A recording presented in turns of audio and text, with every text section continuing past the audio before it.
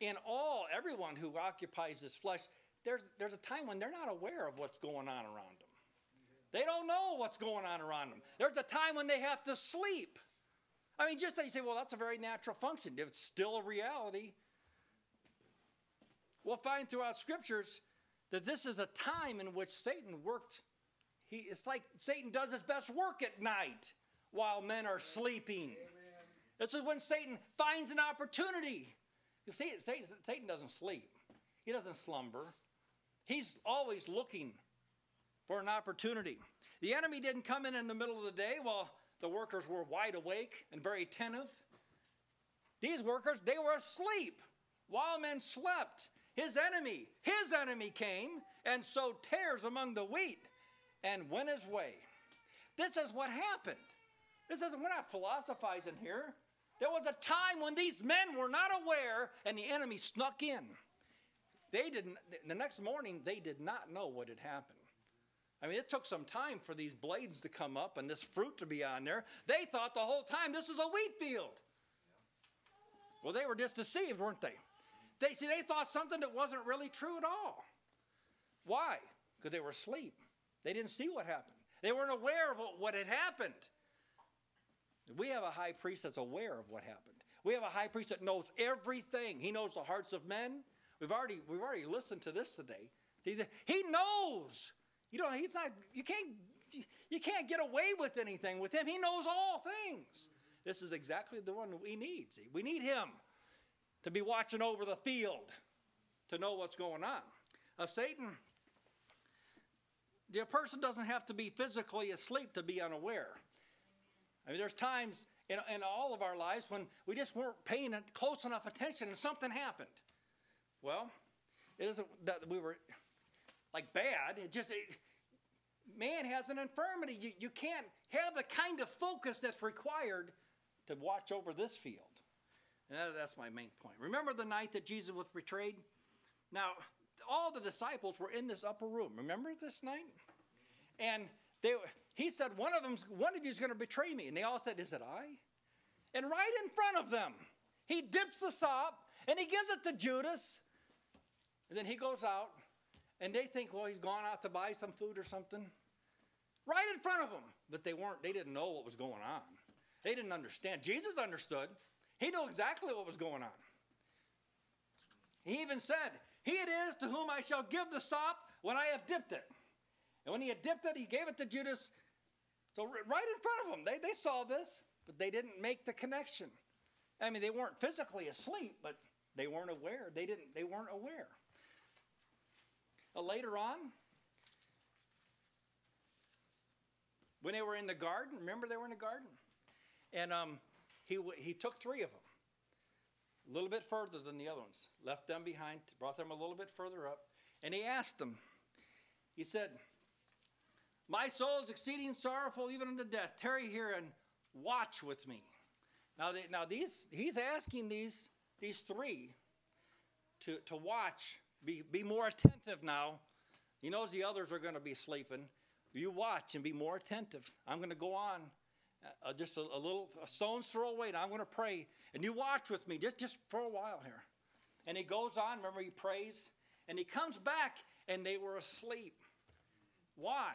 Because they weren't aware of what was going on. Jesus, he didn't fall asleep.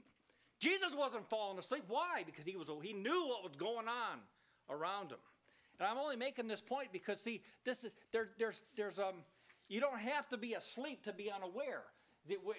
Satan does his best work when we're unaware of what's going on. Amen. So see, what is the Spirit? The Spirit keeps us aware, keeps us awake. You walk in the Spirit, and you won't satisfy the lust of the flesh. Why? Because you'll be aware. Amen. See, it makes you very aware.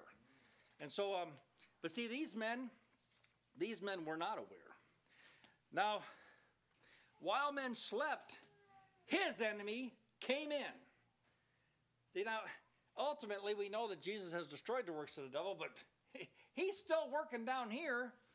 His effectiveness eventually is going to be broken off. We'll even see that in this parable. Eventually, it'll be broken off. But see, he does what he can. If men will sleep, he'll come in and do a work. Amen. This may seem like a disadvantage, that some bad seed has been sown into this wheat field. You may look at it and say, what are we going to do now? See, man has a tendency to say, what are we going to do now? See, and actually, this is what Satan's depending on. He comes in and he sows bad seed among the wheat. Why? What's he doing? What is the purpose for this?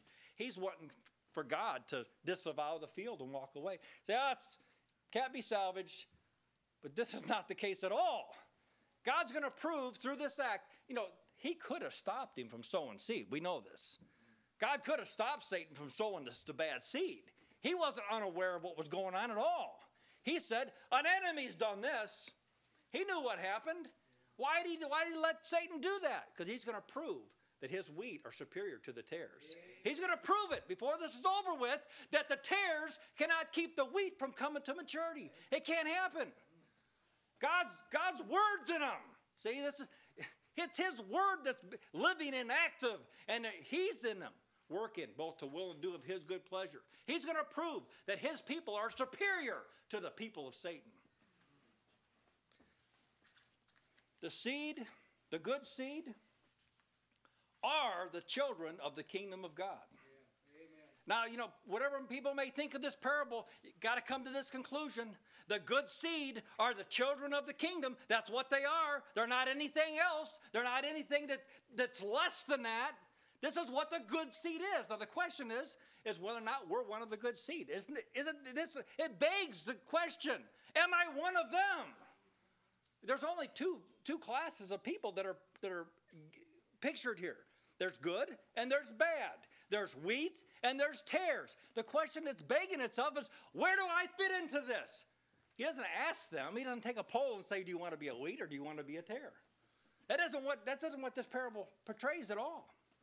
From now on and until the end of the world, the wheat must be on their guard because they're living in the midst of tares. This is the way it is. I mean, note in this parable, now I want to stick very close to this parable. In this parable, you will never find a wheat turning into a tare. Not in this parable. That's right. Amen. Now you say, well, I know a person can lose their faith, but that's not what Jesus is talking about here. He's saying if you're a wheat, he's going to protect you, and he's going to bring you into his barn. What's he saying? You can have confidence in God to finish what he starts. Amen. You can have confidence in salvation, that the same one that sowed you is going to bring you all the way up, going to mature you, going to bring you to heaven and be with him. The devil is attempting to provoke the Lord to abandon the field. But he's not going to abandon the field. He's going to abandon the tares. Satan's work is going to be abruptly halted someday. It hasn't yet. I mean, anybody who says it has, they just haven't looked out into the real world we live in. But see, it's done. It's slated for destruction. There's coming a time, and he's going to tell them, there's a harvest coming. It's there. It's very real. He tells us you have an enemy, your enemy. You have an adversary, someone who's actually seeking to kill you. He sowed evil tares, trying to drain off your energies, trying to distract you, trying to make you think, well, I can do that. Look, they can do that. No, you're a wheat. Your responsibility is to bear fruit. Isn't this good? You can bear fruit. How can you bear fruit? You got to be wheat. If you're a wheat, you'll bear fruit.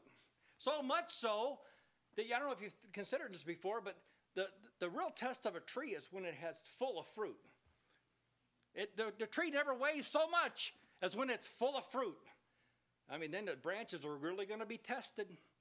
I mean, you get a tree full of apples. You know how much those apples weigh? You know how much pressure's put on the limbs? But it bears up under it. Why? It's an apple tree. It's what it's made for. The wheat, when it's full, it kind of like bows over. Kind of like bows over. See, the tares, they don't do that. They like stick straight up. They're like proud. They stick straight up. Well, anyway, he's telling us here, Peter talks about it like this. He says, be sober, be vigilant, because your adversary, the devil, as a roaring lion, seeketh whom he may devour. He's out there walking around looking for people who are sleeping, looking for people who have let down their guard. Just for a moment, it's all it takes.